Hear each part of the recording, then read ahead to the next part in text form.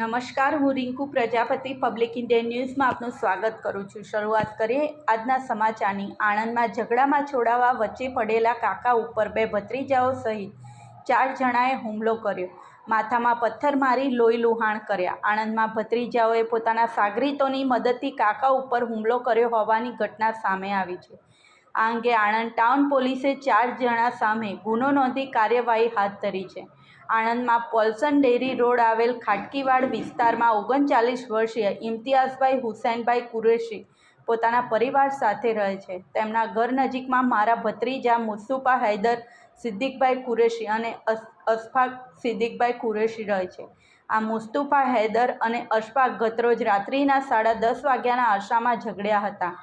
આ અંગેની જાણ થતાં ઇમ્તિયાઝભાઈ તરત જ ત્યાં પહોંચ્યા હતા અને બંને ભત્રીજાઓને છોડાવવા માટે ઝઘડામાં વચ્ચે પડ્યા હતા। તે વખતે ભત્રીજા મુસ્તુફા હૈદર સિદ્દીકભાઈ કુરેશી તથા પડોશમાં રહેતા મુસ્તાકભાઈ જિલ્લાની કુરેશીએ તું શું કામ ઝઘડામાં છોડાવવા વચ્ચે આવે છે, તારે આવવું નહીં તેમ કહી ઠપકો આપ્યો હતો, જેથી ઇમ્તિયાઝભાઈ પરત પોતાના ઘરે જતા રહ્યા હતા। જે બાદ રાત્રિના 11:30 વાગ્યાના અરસામાં ઇમ્તિયાઝભાઈ પોતાના ઘર આગળ એક્ટિવા પર બેસીને મોબાઈલમાં ગેમ રમતા હતા। તે વખતે ભત્રીજો મુસ્તુફા હૈદર સિદ્દીકભાઈ કુરેશી તથા પડોશમાં રહેતા આસિફ જિલાની કુરેશી બંને જણા ત્યાં જઈને તું અમારા ઝઘડામાં કેમ વચ્ચે પડે છે તેમ કહી ગમે તેમ અપશબ્દો બોલી ઇમ્તિયાઝભાઈને ગળદાપાટુનો માર મારી ભાગી ગયા હતા।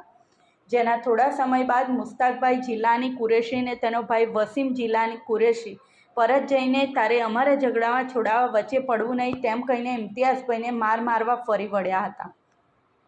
આ દરમિયાન મુસ્તાકભાઈ જિલ્લાની કુરેશી ત્યાં નજીકમાં પડેલ પથ્થરનો બ્લોક ઉઠાવીને ઇમ્તિયાઝભાઈને માથાના ભાગે મારી દીધો હતો। પથ્થર વાગવાથી લોહી લુહાણ બનેલા ઇમ્તિયાઝભાઈએ તાત્કાલિક આણંદની સરકારી હોસ્પિટલમાં સારવાર કરાઈ છે।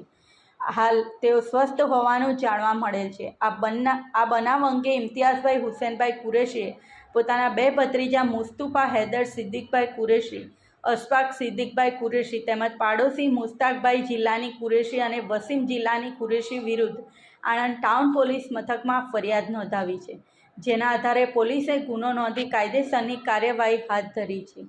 આ સાથે આજના સમાચારને અહીં સમાપ્ત કરીએ છીએ।